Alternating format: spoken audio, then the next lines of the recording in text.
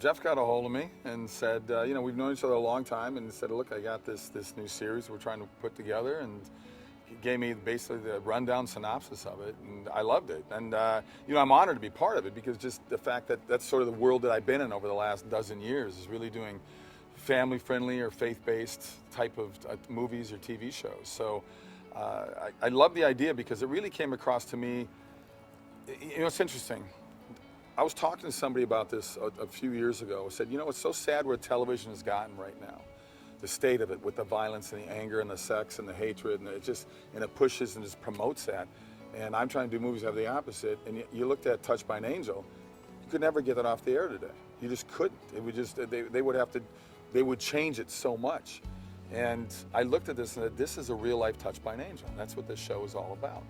It's really about shining the light on the positive aspects of life on this planet. God never promised an easy life for anybody, but he promised hope, he promised redemption, and that's really, I think, is the biggest drive for anybody that's you know, is a believer, is not just the faith, but the hope that you have. And I think a lot of people are running around the world right now without hope, and that's, I think, one of the biggest reasons we have the divide we have going in not only in America but in the world right now. And this is the type of show that I think is going to is really going to open a lot of people's eyes, because I think, and once again, seeing is believing, right?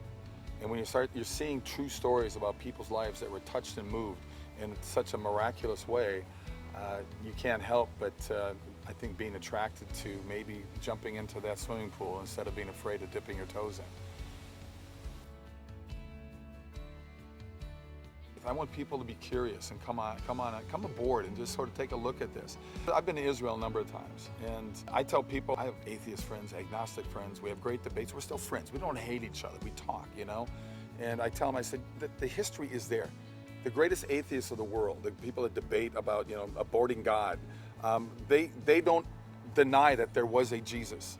There was this man who did walk in the, you know, in that part of the world at that time, that would be preaching to people and talking to people. And you know, they may deny the miracle part, but I don't. I'm hoping it brings in people of all faiths and non-faiths. I look at atheism as a faith. I mean, that, to believe in absolutely nothing, that's pretty strong faith.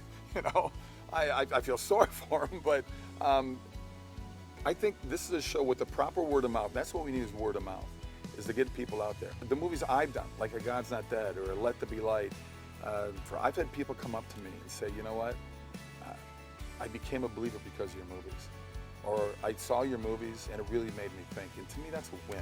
That's a win. It's just, I want to get out there, I want the choir to support what I'm doing, but I don't want to necessarily preach for the choir. I want people of all sides to come aboard and go and just check out this ride. I think the true stories are amazing, and true stories make a difference in looking at something that's science fiction. 13 years old, my church, we took a bunch of buses to go see the Reverend Billy Graham speak. And it was a hot August night, and there 250 to 300,000 people outside. It was like you could just feel the energy. And he was amazing. He was amazing. And I did something that I never would have done. At the end of his speech, he said, if you'd like to come up, I have a bunch of people here that would love to pray with you, talk with you, whatever. I stood up and started walking out. One of my buddies from my church said, where are you going? I don't know, man, I got to go up here. I don't know what brought me up there, because I was an A and a B student. I was a good student, but I never jumped my hand up right away, raised my hand. So for me to go down there was the big thing. And I sat in the grass. I was 13. This guy was like 30 years old, so he's like really old, right? Because he's 30. And we're just talking. And it was a beautiful full moon out that night. And all of a sudden a hand went on my head, and I turned. It was the Reverend Billy Graham.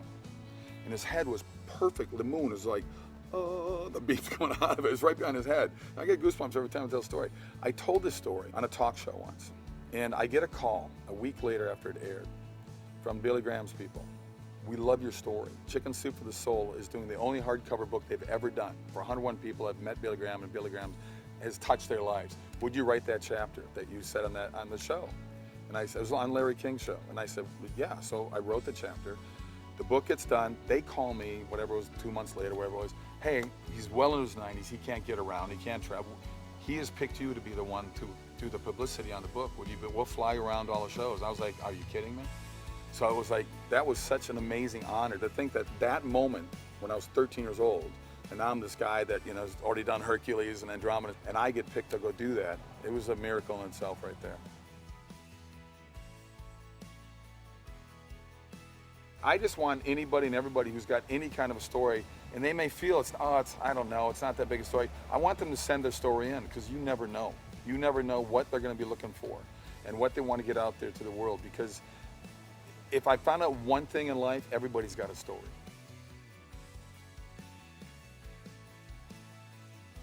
Well, I think we all need a team, and I think a show like L.I.G.H.T is going to get out there and be a very amazing team member for people out there that are having, you know, like I said, we all run into roadblocks, but I think this will be a show that will inspire people, will move people. If you have a heart and a soul, I'm sure you'll cry at some of these things as well. And I think it's important to let people know that people do care about them. Because people just, like I said, it's just so easy to get caught up in this fast-paced world we live in right now, that nobody has time for anybody, especially anybody outside of themselves, you know, the ego that we all have. And I think a show like this is going to help people really open their eyes to the reality of the world being out there that is there to embrace and love you, and not bring it down such a dark, evil path, because so many people need hope, they need love, they need redemption, they need faith, and that's what they're looking for, and this show will give it to them.